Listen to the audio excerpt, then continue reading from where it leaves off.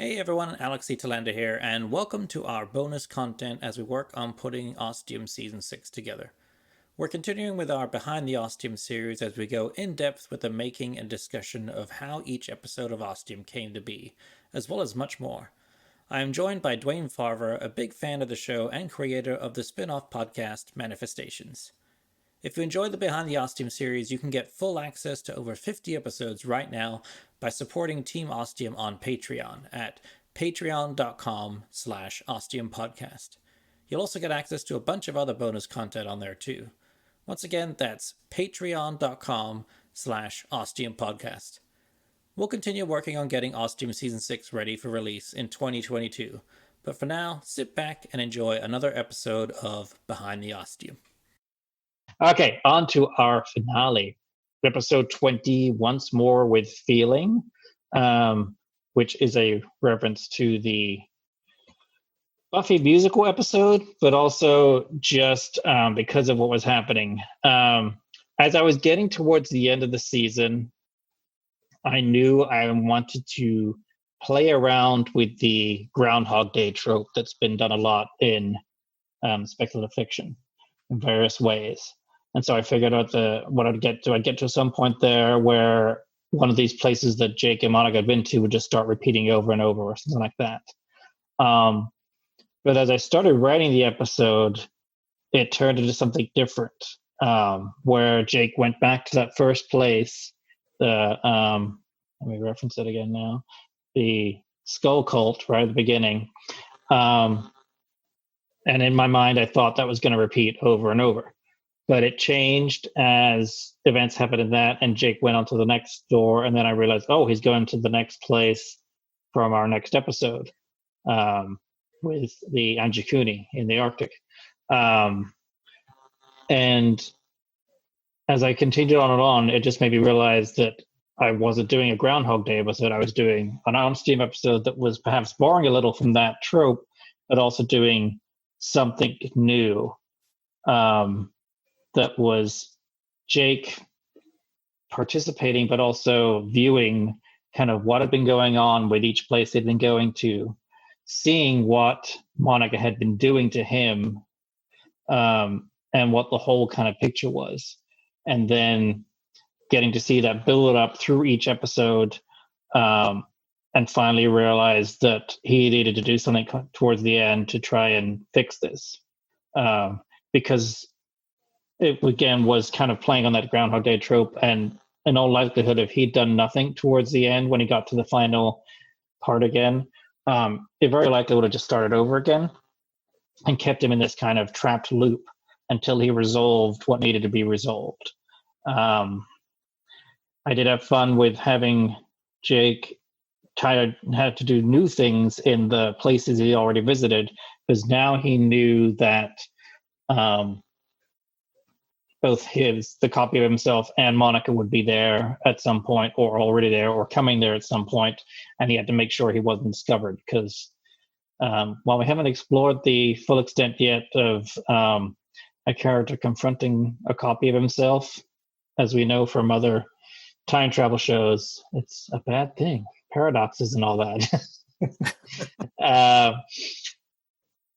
And so I had fun with coming up with ways for Jake kind of to hide, to use kind of props in the world, parts of the world, of the places he was in, to kind of use that. So that way it was fun to just see him do that, try something different, but also to get a new aspect of the world, or the place he was on that you hadn't necessarily seen before in the previous episode of that place.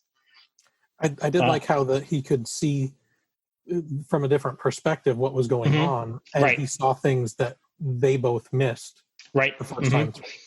And then there's also a reference in there when they're in the land of the Anasazi too, where he sees another character, and that again gets resolved in the Emu Enigmatic Mysteries of the Unknown storyline, which explained again, it's one of those things I felt just natural putting that in there to add a complexity to the episode, but then realizing later on when I got to a certain point with Emu and stuff, realizing, that's why that linked up and that's why that happened there, and kind of making all stuff fitted together.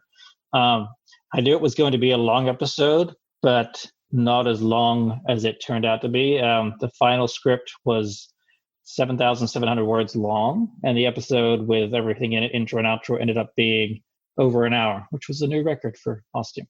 I'm proud of that. And I definitely wanted to end with a really big cliffhanger, bigger than the previous season, and something that seemed like it might have been something that couldn't come back from. It might have been the end of something. I had fun again. Chris did all the music for this season, but just using a piece of music, and then as the end, when Jake confronts Monica, and then they have this moment where he has to sacrifice himself. He realizes to save the copy of himself and Monica. That you have this switch of POV as Jake goes, and then you have just Monica there seeing the nothingness of where Jake used to be, and then just letting the music, Chris's music, just kind of play out for a few minutes.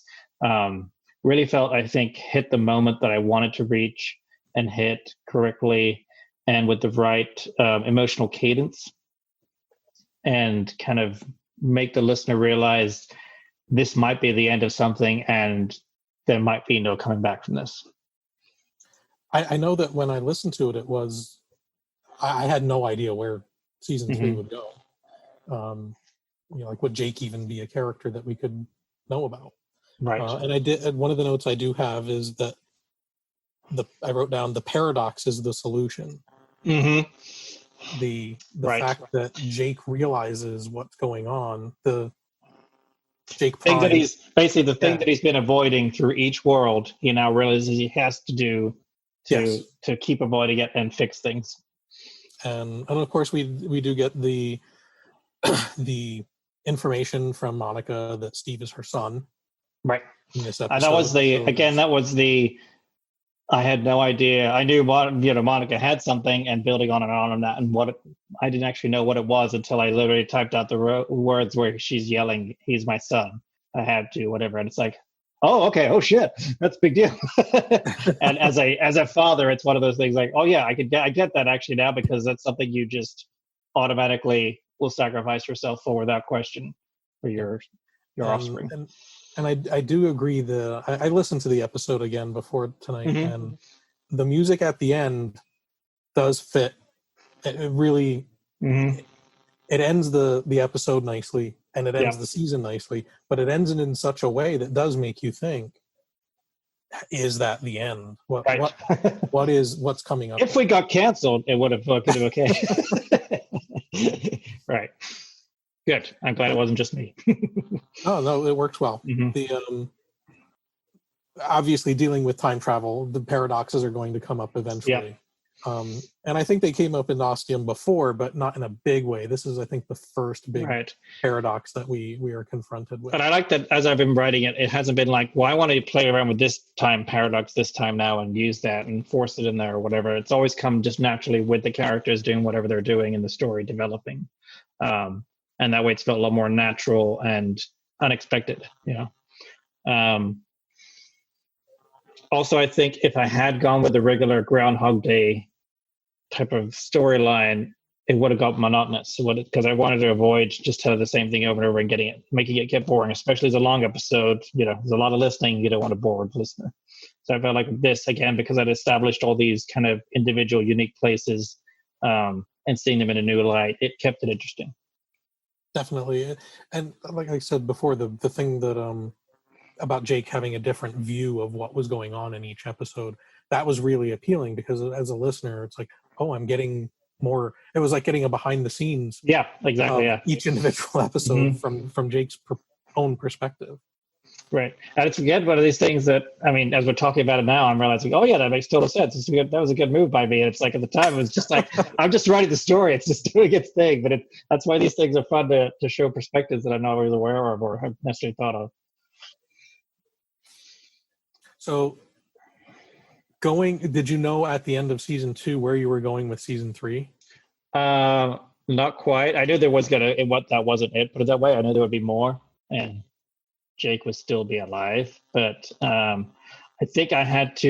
It wasn't until I wrote I think after that, that's when I wrote the Emu storyline and fit in Steve, because now that I knew, I think at that point I knew that Steve was Monica's son, that it all tied in with Dave, that's how I had to fit that puzzle piece in together and finish his little storyline, and then realizing, and those are going to join up together, and then these are all going to come in eventually, slotting in place.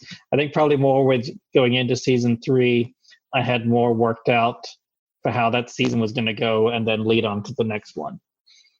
Okay. More so than the previous ones. And I think because, again, knowing I was going into this long term with lots more seasons to come, I needed to add more structure and foundation to the world to make sure it could keep going.